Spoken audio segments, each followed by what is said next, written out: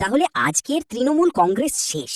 বলে না, কর্মের ফল, যেমন কর্ম করবে তেমন ফল পাবে। চলুন দেখে নেওয়া যাক রিপাবলিক বাংলায় কি বলছে। মমতা বন্দ্যোপাধ্যায়ের তৃণমূল কংগ্রেস শেষ। মমতা বন্দ্যোপাধ্যায়ের হাতে আর কিচ্ছু রইল না। অনেকে বলছেন যে কর্মফল, অনেকে বলছেন পাপ ছাড়ে না বাপকে, অনেকে বলছেন ধর্মের কল বাতাসে নড়ে। এত নিজের ধর্মে গালিগালাজ এ ভগবানও সহ্য করেনি। আমি বললাম এ জন্মের কর্মফল আপনাকে পরজন্মে নয়, এই জন্মেই ভোগ করতে হবে। তাই এই মুহূর্তে তৃণমূল কংগ্রেস তার হাতে তৈরি রাজনৈতিক দল যে ভেঙে চুরমার হয়ে গেল, টুকরো টুকরো হয়ে গেল, আর কোনো অস্তিত্বই থাকবে না মমতা বন্দ্যোপাধ্যায় নিজেও বুঝতে পারছেন। ভোটে হারার 1 মাসও হলো না। আজ 3রা জুন, আগামীকাল হবে 4ঠা জুন, আর রেজাল্ট বেরিয়েছে 4ঠা মে। অর্থাৎ 4ঠা মে থেকে 4ঠা জুন পর্যন্ত পৌঁছলো না, 1 মাস গড়ালো না, তার মধ্যেই নিশ্চিহ্ন হয়ে গেল তৃণমূল কংগ্রেস। তৃণমূল কংগ্রেস বলে আর কিছু থাকলো না। তৃণমূল কংগ্রেসের যে দলনেতা, যিনি নতুন করে নির্বাচিত হলেন, ঋতব্রত বন্দ্যোপাধ্যায়, তাকে 58 জন বিধায়ক সাপোর্ট করলো।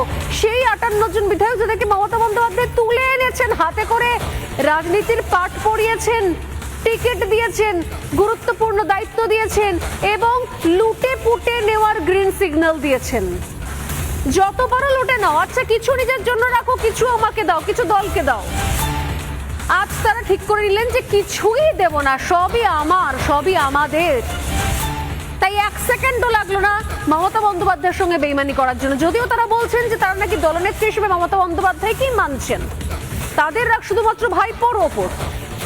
কিন্তু আজব বিষয় হচ্ছে তৃণমূল কংগ্রেসটাই তো থাকছে না।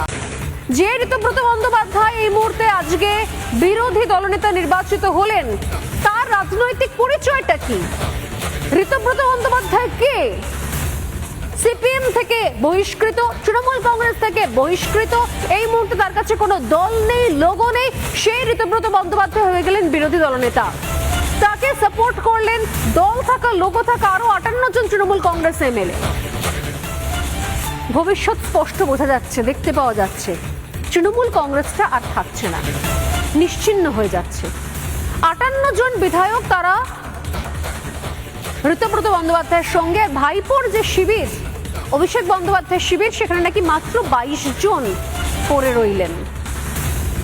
এরপর এখানে কোথায় শেষ আমি জানি না, কিন্তু যেটা অঙ্ক বা প্যাটার্ন বলছে, এরপর তৃণমূল কংগ্রেসটা শেষ হতে বেশি সময় লাগবে না।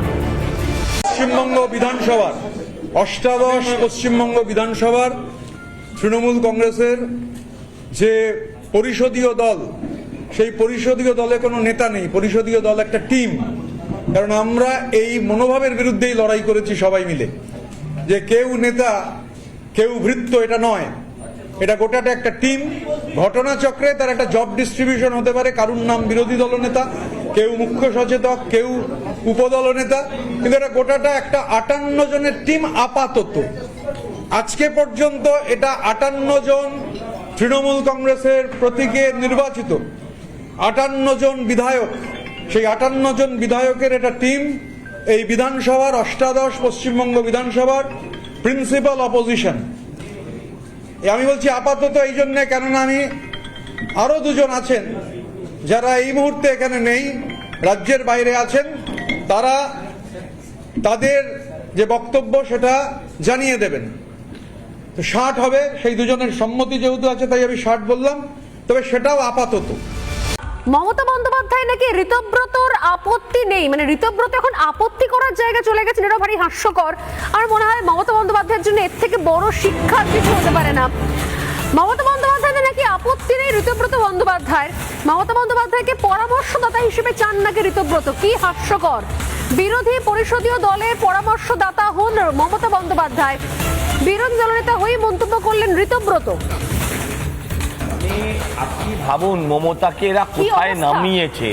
পরামর্শদাতা মানে একজন অ্যাসিস্ট্যান্ট হিসেবে ব্যবহার করবেন, একজন পিএ হিসেবে ব্যবহার করবেন, একজন কনফিডেন্সিয়াল সেক্রেটারি হিসেবে ব্যবহার করতে চান মমতা বন্দ্যোপাধ্যায়কে, যিনি আজ থেকে 1 মাস আগে সর্বময় কর্ত্রী ছিলেন।